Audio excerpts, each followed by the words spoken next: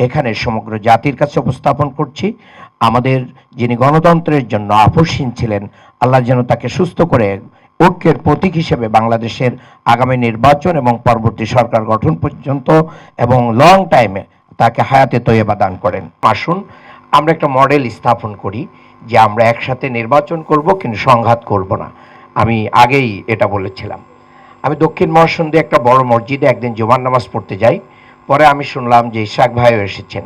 আমি বললাম ওনাকে নিয়ে আসেন। আসার পরে আমি সমস্ত মুসল্লিদের সামনে ওনাকে বুকে টেনে নিয়ে কোলাকুলি করেছি। এটাই হচ্ছে আমাদের সৌহার্দ্য, হারমোনি, পলিটিক্যাল হারমোনি। সেখানে দুই দলের বহু কর্মীরা ছিল, তারা তো অবাক যে ওনারা কি করছেন।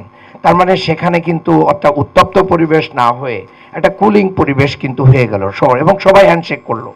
এই যে পারস্পরিক বোঝাপড়ার জায়গাটা, পরিবেশটাকে সুন্দর করার জন্য আমাদের কিন্তু এটা মানে করতে হবে।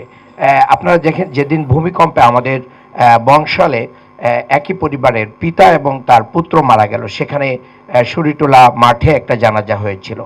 আমরা জানাজাটা ওয়েট করেছি যে ইশাক ভাই জ্যামে আছেন, উনি আসতে দেরি হচ্ছে।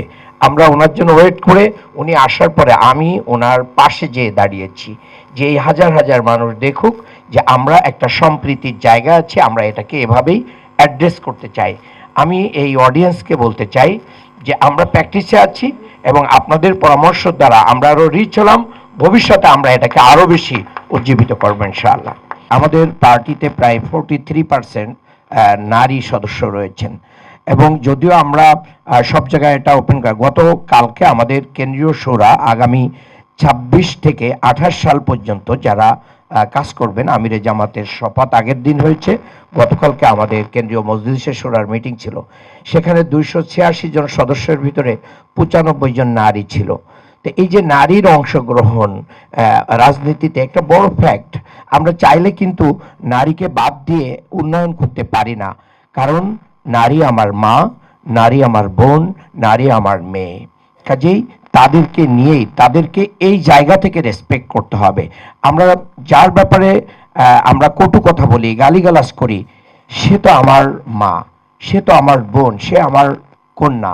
এই জায়গাটা যদি আমাদের সেন্সের ভিতরে থাকে, এটা করতে পারি না। আমি অঙ্গীকার করছি, আমার দলের ভিতর থেকে কেউ যদি কোনো নারীর প্রতি অসহিংস আচরণ করে, এটা ইসলামও বলছে যে এটা অবশ্যই শাস্তিযোগ্য অপরাধ। ইসলাম কোরআনুল কারীমে যেটা বলেছে যে কেউ যদি কোনো নারীর প্রতি অপবাদ দেয় এবং সেটা প্রমাণ করতে না পারে, তাকে 80টা বেত্রাঘাত করা হোক। This is the safety and security of women declared by the holy Quran.